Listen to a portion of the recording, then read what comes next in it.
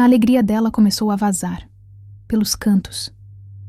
Sabe quando um copo está cheio demais e começa a transbordar? A alegria da minha Ana era assim, transbordava. E de repente, a fonte secou. O violino, que era quase uma extensão do seu braço, ficou mudo. A poeira fina, cinza, começou a cobrir a madeira escura. Um véu de silêncio. Eu perguntava o que havia. Ela dizia que era cansaço. Apenas cansaço. E eu, na minha fé cega, na minha confiança no mundo perfeito que eu achava ter construído,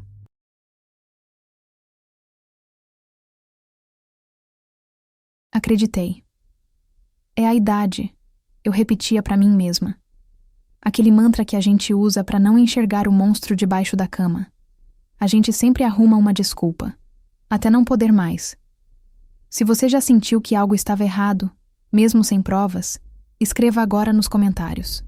O coração avisa. O primeiro sinal claro, aquele que furou a minha bolha de negação, veio numa quarta-feira, depois do culto. O diácono, com aquele sorriso que parecia esculpido em bondade, nos ofereceu carona. O ar...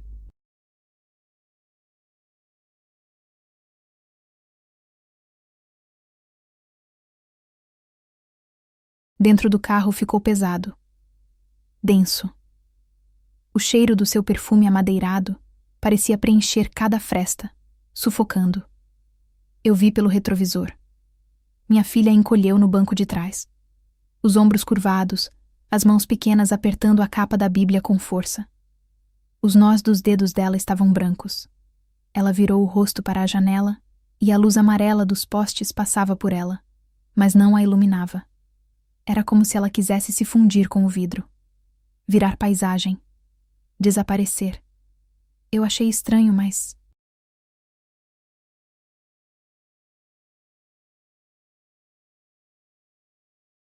Não disse nada. O silêncio às vezes grita mais alto que qualquer palavra. E o silêncio naquele carro era ensurdecedor. Naquela mesma noite, eu a ouvi no quarto. Ela cantarolava baixinho. Era o hino 454. Sinto a voz divina do meu mestre. Mas a melodia não era de paz. O tom era outro. Era um fio de som triste, que se arrastava pelo corredor escuro da casa. Parecia uma súplica. Um pedido de socorro em uma frequência que só a alma de uma mãe consegue captar. Ali, parada na porta do...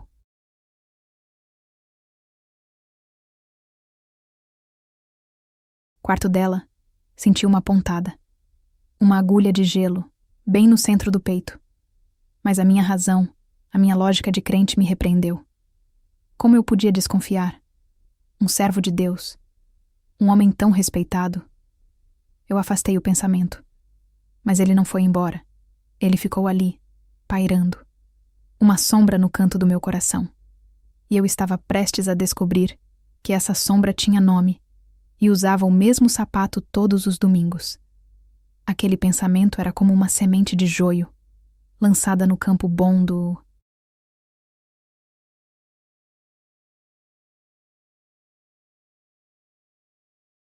meu coração. E mesmo que eu tentasse arrancar, a raiz já estava fincada fundo demais. Os dias que se seguiram foram turvos. A paz da minha casa, antes tão sólida, parecia agora uma fina camada de vidro, pronta para trincar ao menor toque. Eu via minha filha se movendo pela casa como um fantasma. Os ombros caídos, o olhar perdido, o sorriso que antes iluminava tudo, agora era só um contorno fraco, uma memória nos lábios dela. E a angústia em mim crescia. Era um peso físico, um nó na...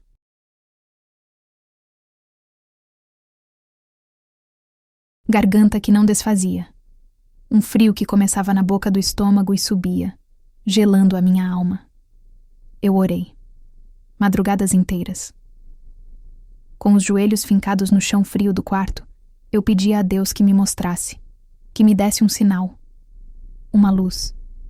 Qualquer coisa que rasgasse aquela névoa de dúvida que me sufocava. Eu não queria acreditar naquilo que meu coração de mãe suspeitava. Seria uma acusação terrível. uma injustiça contra um servo de Deus. Mas o silêncio da minha filha gritava mais.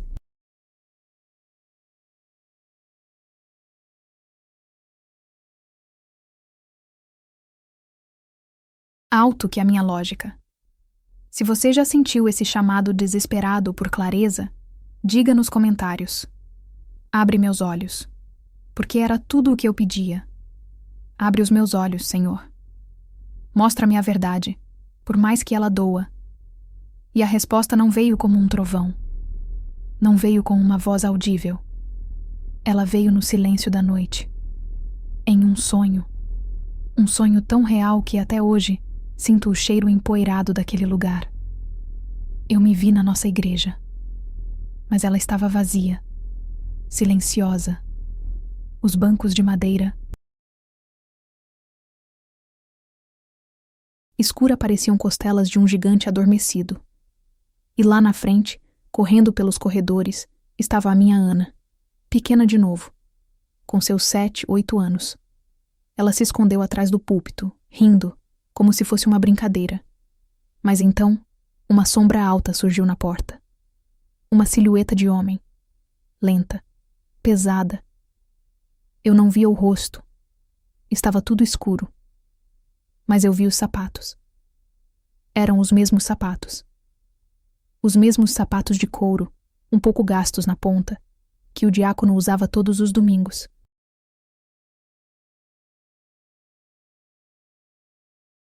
Acordei com o coração aos saltos, o suor frio escorrendo pela minha testa, molhando o travesseiro.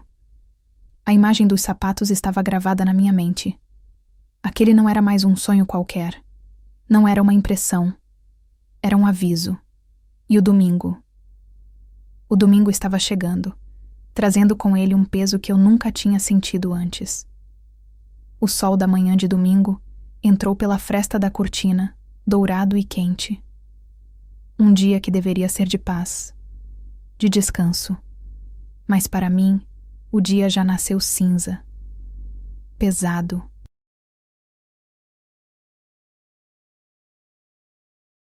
O ar do quarto parecia denso, difícil de respirar. Cada movimento para me levantar da cama era um esforço, como se eu estivesse me movendo debaixo d'água. Preparei o café, o cheiro amargo subindo e se misturando com a angústia que se instalava no meu peito. Meu marido sentiu. Ele não disse nada, mas seu olhar era uma pergunta silenciosa. Eu apenas balancei a cabeça. Não era hora. Ajudei Ana a se arrumar.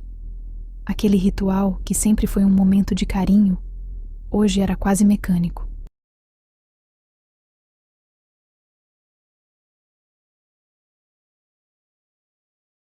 Passei a escova pelos seus cabelos longos e lisos, sentindo o cheiro doce do shampoo de criança. O cheiro da inocência. O véu branco, que sempre me pareceu uma nuvem de algodão, hoje pesava como chumbo nos meus dedos, enquanto eu o ajeitava sobre a sua cabeça. Ela estava quieta. Quieta demais. Seus olhos, normalmente 2 faróis de alegria, estavam opacos, distantes. A caminho da igreja, o silêncio dentro do carro era um grito. Do lado de fora, a vida seguia. Pessoas caminhando, o som.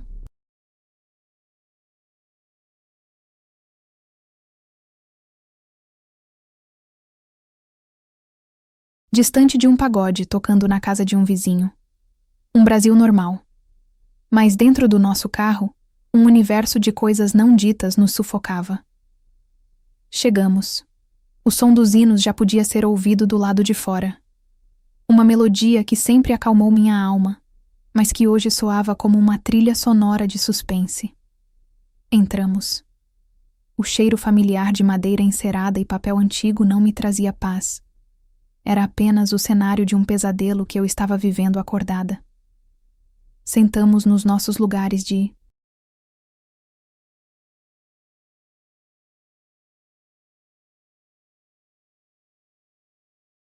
Sempre. Meus olhos correram pela Irmandade, buscando, temendo, e então pararam. Nele, no diácono, ajudando-o a organizar os lugares, com seu sorriso prestativo de sempre. E os Os mesmos sapatos, pretos, bem engraxados, brilhando sob a luz do salão. Meu estômago gelou. Minhas mãos, que seguravam o inário, começaram a suar frio. O sonho não era um sonho. Era uma fotografia. Se você já sentiu essa certeza que queima por dentro, que não te deixa mentir para si mesmo, escreva.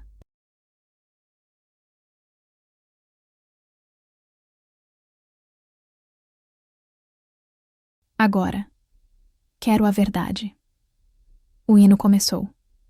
A orquestra, que sempre me trazia paz, soava agora como um alarme distante, um zumbido dentro da minha cabeça. As notas pareciam erradas, fora de tom, embora eu soubesse que a melodia era perfeita. O problema não estava nos instrumentos. Estava em mim. O peso do inário nas minhas mãos parecia aumentar. Cada página, uma tonelada. O papel liso e fino parecia áspero, arranhando a ponta dos meus dedos. Eu tentava cantar, mas a garganta estava...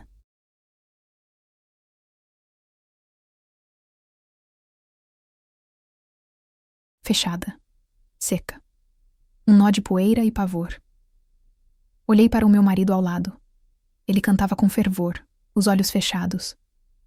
Olhei para a minha filha, Ana. Ela olhava para o chão, o pequeno véu branco emoldurando um rosto sem expressão. Ela não cantava.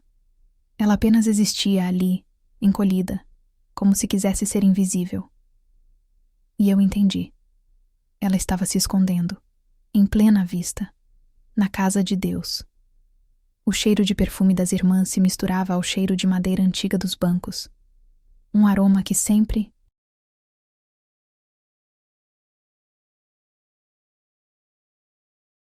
foi sinônimo de segurança. Naquele domingo ele me sufocava. Era o cheiro de uma mentira bem guardada. Se você já sentiu que era o único a enxergar a verdade dolorosa, diga. Abre meus olhos. Meus olhos voltaram para ele.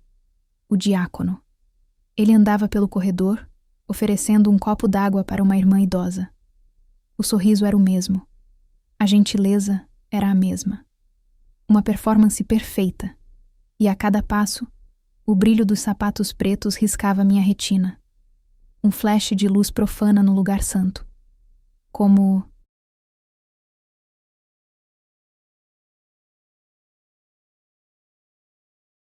ninguém via. Como podiam sorrir de volta, apertar aquela mão, aceitar aquela ajuda? O orgulho cega. A nossa vontade de acreditar na aparência, na casca de bondade, nos impede de ver o lobo que anda entre nós. Se você entende o perigo de um coração enganoso, comenta agora. O orgulho cega. Eu fechei os olhos com força. Comecei a orar em silêncio. Uma oração desesperada. Deus, me mostra. Se for verdade, me confirma. Não me deixa ser enganada pela minha própria mente.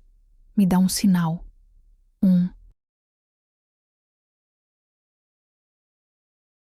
Sinal claro. Por favor. O culto seguia seu ritmo. Oração, louvor, testemunhos. E eu ali, naufragando no meu próprio banco. Cada amém da congregação era como uma pá de terra jogada sobre mim. Até que o pastor se levantou para trazer a palavra. O silêncio se instalou. Ele abriu a Bíblia e o som das páginas virando foi o único ruído. Ele limpou a garganta e começou a ler a passagem que Deus tinha preparado. A passagem que faria o chão sumir sob os meus pés. Sua voz não era alta. Não.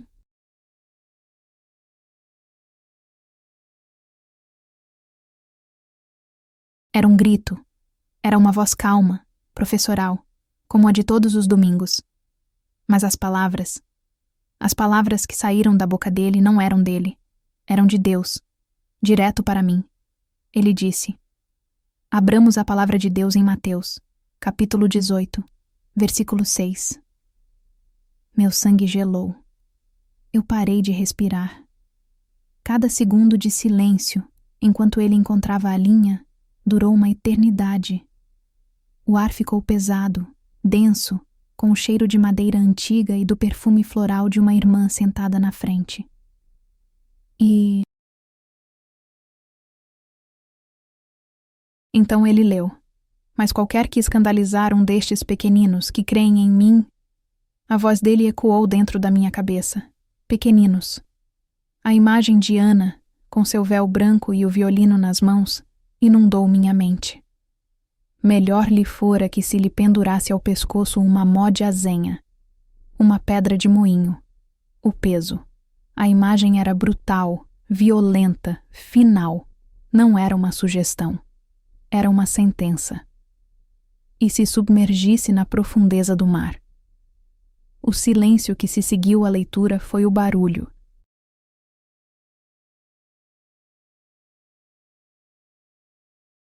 Mais alto que eu já ouvi. Era o meu sinal. Não um sussurro, mas um trovão. Uma confirmação que me quebrou por dentro e, ao mesmo tempo, me deu uma coluna de ferro. Se você já sentiu a verdade te atingir como uma força física, escreva agora. Quero a verdade. Meus olhos, quase que por instinto, correram pela igreja e pararam nele, o diácono, sentado na primeira fileira, a postura impecável, a cabeça levemente inclinada, ouvindo a palavra, o mesmo rosto sereno, o mesmo semblante de paz.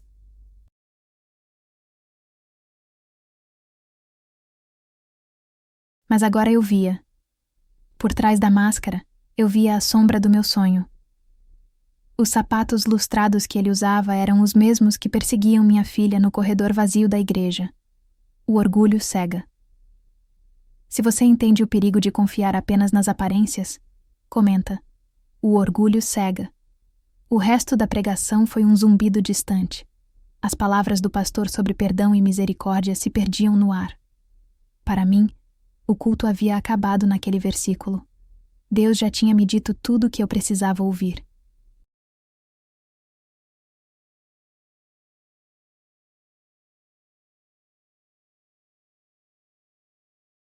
A oração final, o hino de encerramento.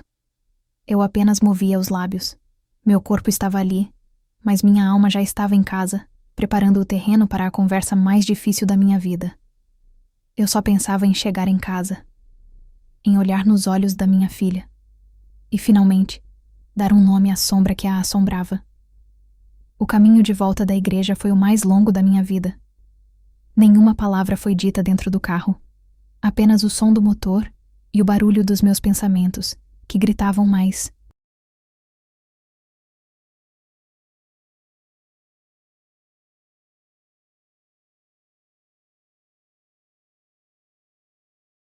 Alto que qualquer hino. O cheiro de pão de queijo que vinha de uma padaria na esquina, um cheiro que sempre me trazia conforto, hoje me deu um nó no estômago. Cada semáforo vermelho era uma tortura. Cada metro vencido era um passo em direção ao abismo que eu precisava cruzar. A chave girou na fechadura com um clique que ecoou pela casa silenciosa. O ar estava parado, pesado. A luz do fim de tarde entrava pela janela da sala, desenhando um retângulo dourado no tapete, bem onde a Bíblia...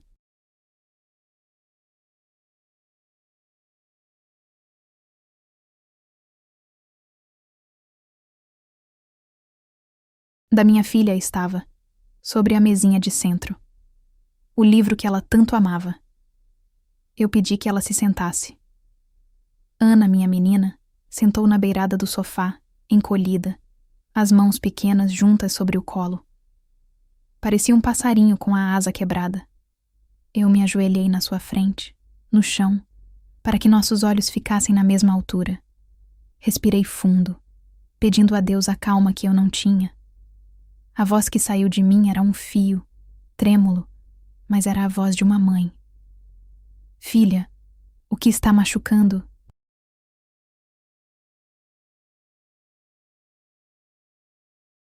Seu coraçãozinho?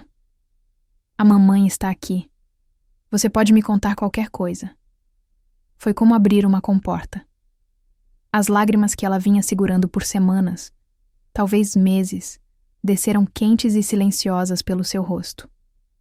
Ela não soluçava. Apenas chorava. Um choro cansado, de quem já não aguenta mais. E no meio daquele rio de dor, as palavras começaram a sair. Quebradas, hesitantes. Ela falou da sala de música, que antes era seu refúgio e se tornou sua prisão. Falou dos toques que vinham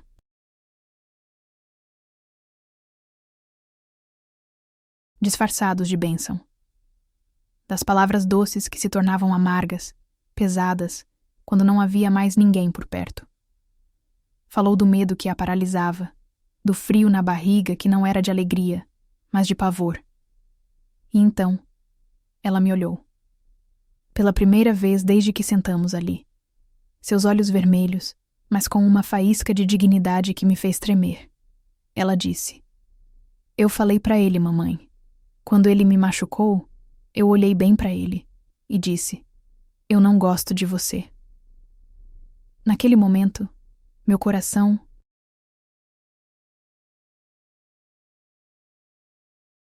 se partiu em 1000 pedaços, mas uma força que não era minha me encheu por dentro.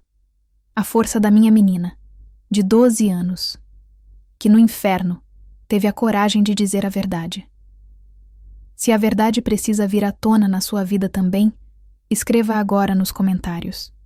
A verdade liberta. Eu a abracei. Abracei como se pudesse juntar os pedaços do seu coração com os meus.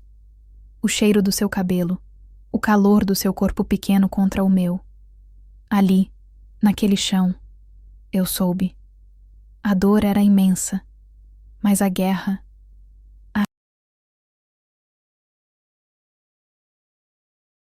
Guerra tinha acabado de começar. E não foi uma guerra de gritos e acusações. Foi uma guerra de joelhos no chão. De passos firmes até a sala do ministério, com o coração na mão, mas a alma em paz. O ar era pesado, denso com a seriedade do que precisava ser dito. Cada palavra que saía da minha boca parecia arranhar minha garganta, mas era a verdade da minha filha. Não buscávamos vingança, irmão. Buscávamos a santidade da casa de Deus. E Deus honrou a verdade. O homem foi...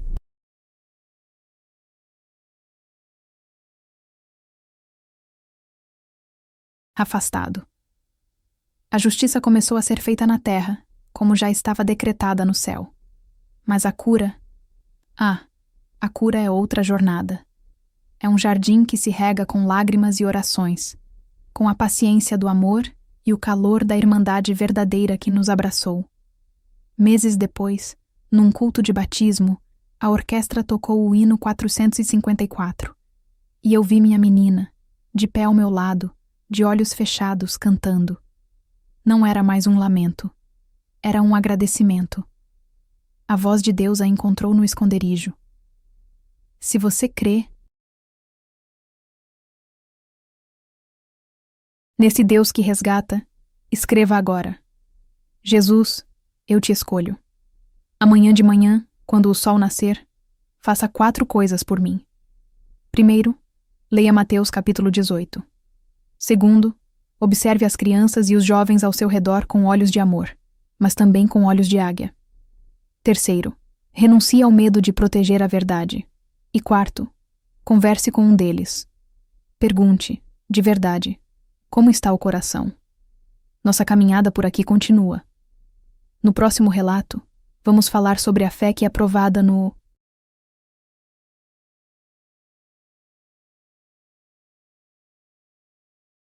fogo do abandono. Fique na paz.